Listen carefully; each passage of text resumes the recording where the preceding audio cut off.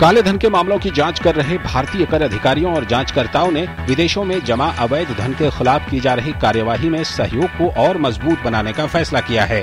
इसके लिए कर अधिकारी विदेशों में अपने समकक्ष अधिकारियों के साथ अलग अलग बैठकें करेंगे। केंद्रीय वित्त मंत्रालय ने विशेष जांच दल और विभिन्न वित्तीय जांच एजेंसियों से काले धन पर विचार विमर्श के बाद ये फैसला किया है कि वरिष्ठ अधिकारियों की एक टीम इन मामलों के बारे में भारत में अथवा संबंधित देशों के न्यायाधिकारियों के साथ द्विपक्षीय बैठकों का आयोजन करेंगी।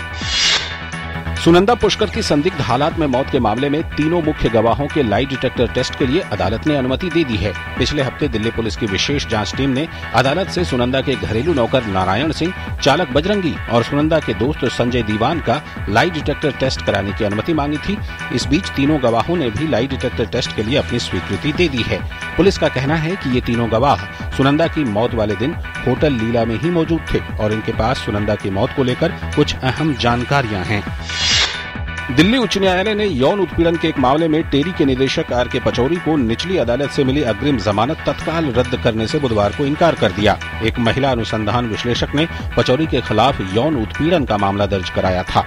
पचौरी के वकील ने 29 वर्षीय महिला की याचिका का जवाब देने के लिए और समय मांगा, जिसके बाद अदालत ने मामले की सुनवाई को 16 जुलाई तक के लिए स्थगित कर दी। महिला का कहना है कि यदि पचौरी को आजादी से घूमने की अनुमति दे दी जाती है तो मामले की निष्पक्ष और स्वतंत्र जांच नहीं हो सकती। राष्ट्रीय जांच एजेंसी यानी एनआईए ने बुधवार को मुंबई की विशेष अदालत में गिरफ्तार आईएएस सदस्य आरिफ मजीद के खिलाफ आरोप पत्र दाखिल कर दिया है। माजिद पर भारत के मित्र देशों के खिलाफ जंग छेड़ने का आरोप है।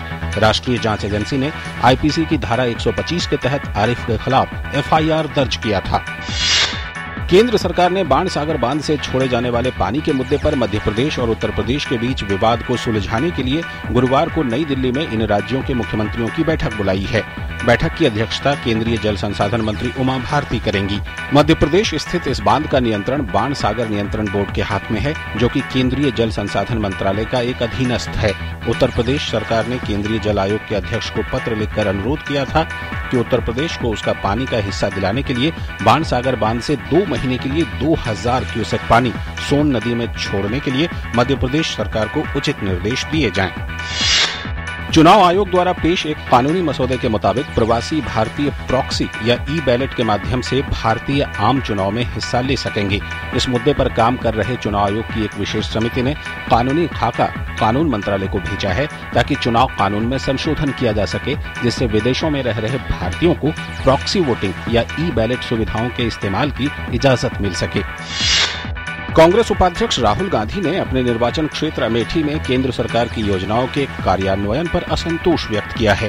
अमेठी यात्रा के तीसरे और अंतिम दिन गांधी ने गौरीगंज जिला मुख्यालय में जिला सतर्कता और समन्वय समिति की बैठक की अध्यक्षता की। गांधी ने अधिकारियों से केंद्र सरकार की कल्याण योजनाएं प्राथमिकता के आधार पर लागू करने को कहा। बीजेपी के वरिष्ठ नेता वी षणमुगंतन ने बुधवार को राजभवन में मेघालय के राज्यपाल पद की शपथ ली। मेघालय उच्च न्यायालय के मुख्य न्यायाधीश उमानाथ सिंह ने वी षणमुगंतन को एक समारोह में राज्यपाल पद की शपथ दिलाई। समारोह में मुख्यमंत्री मुकुल संगमा और उनके मंत्रिमंडलीय सहयोगी उपस्थित थे। भारत में स्मार्ट सिटीज के सपनों को साकार करने के मकसद से नई दिल्ली के प्रगति मैदान में 3 दिवसीय स्मार्ट सिटीज इंडिया 2015 प्रदर्शनी का आयोजन किया गया है। इसी कड़ी में स्वीडन पेवेलियन में स्वीडन के स्मार्ट सिटीज मॉडल की पेशकश भी यहां की गई है, जिसमें स्वीडन की कंपनियों की खास तकनीकों को प्रदर्शित किया गया है। इस पेवेलियन का उद्घाटन भारत में स्वीडन के राजदूत हेरल्ड सैंडबर्ग ने किया। बाजार में बुधवार को तेजी देखी गई। सेंसेक्स 192 अंकों की बढ़त के साथ 27,837 के स्तर पर बंद हुआ। वहीं निफ्टी 58 अंक चढ़कर 8,423 के स्तर पर बंद हुआ। दिन भर के कारोबार के दौरान आईटी शेयरों में खासी तेजी रही। वहीं मीडिया, फाइनेंस और पीएसयू बैंकों में भी तेजी दर्ज की गई। हालांकि मेटल, इंफ्रा, रियलिटी और एफएमसीजी शेयरों में गिरावट दर्ज की गई।